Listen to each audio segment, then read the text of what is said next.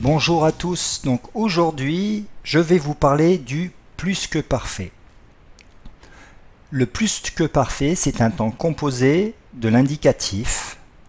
Il est formé d'un auxiliaire, toujours les mêmes, être ou avoir, et d'un participe passé. Alors là, j'attends votre question, vous allez me dire mais un auxiliaire être ou avoir et un participe passé, c'est le passé composé, ça. C'est quoi la différence? Et là, je vais vous répondre. Le passé composé et le plus que parfait sont différents parce que le passé composé utilise l'auxiliaire au présent, tandis que le plus que parfait utilise l'auxiliaire à l'imparfait. Ce qui nous donne, ils ont bien travaillé au passé composé, nous sommes sortis, Virginie, je ne l'ai pas vue. Et si on transforme ces phrases au plus que parfait, ça donne ils avaient bien travaillé, nous étions sortis, Virginie, je ne l'avais pas vue. Notez que les règles de distribution des auxiliaires, être et avoir, sont les mêmes que pour le passé composé. Donc pour les verbes de mouvement, ici sorti, sortir, dans nous étions sortis, mais aussi naître, mourir, monter, descendre, rentrer, rester. Tous ces verbes-là sont conjugués au plus que parfait également avec l'auxiliaire être. De même que tous les verbes pronominaux, se dépêcher, se laver, se raser, sont également conjugués avec l'auxiliaire être. Et tous les autres verbes se conjuguent avec avoir, comme pour le passé composé.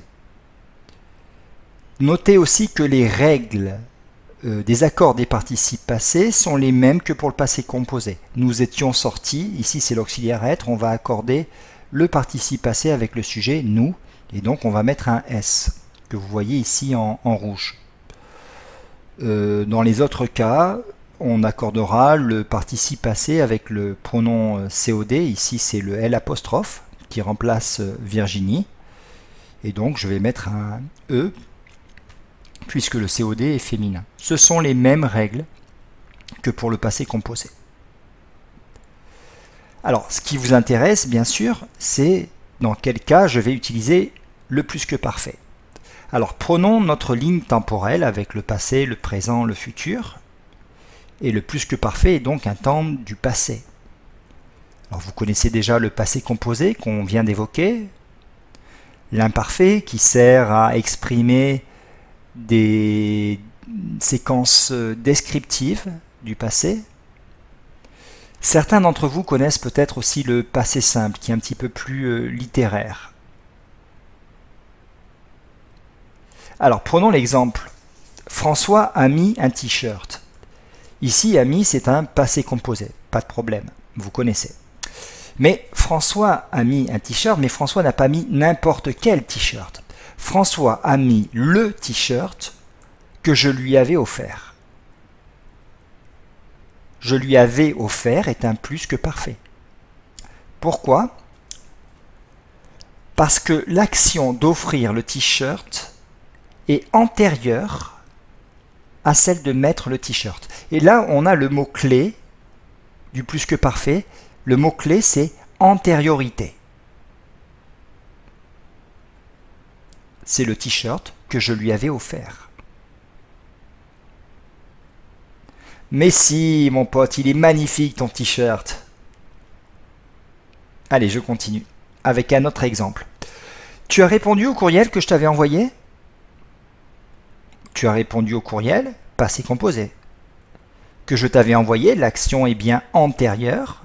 J'utilise donc le plus que parfait. Je peux utiliser également le temps du récit, le temps des contes, qui est le passé simple, dans cette phrase.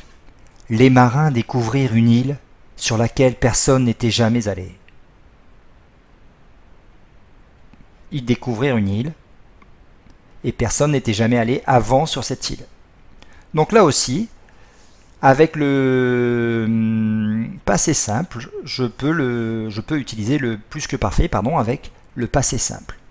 y découvrir c'est du passé simple, et personne n'était jamais allé, c'est bien le plus que parfait. Allez, je continue. Pour voir les autres utilisations du plus que parfait, donc le plus que parfait peut également servir à exprimer l'irréel dans le passé. Alors je vais m'expliquer.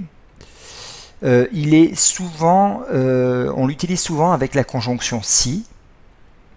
Par exemple, si j'avais étudié le commerce, j'aurais été plus riche.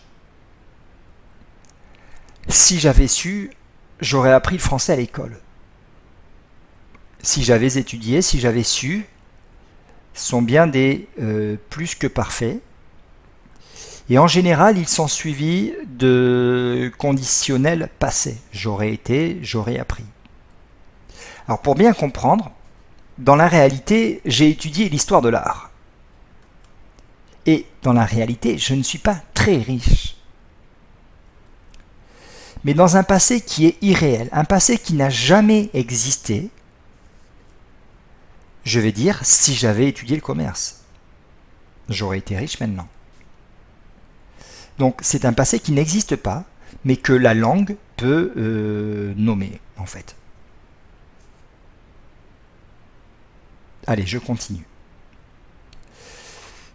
Pour terminer, je vais dire que le plus que parfait peut également exprimer un regret. Ah, si nous avions su. Une menace.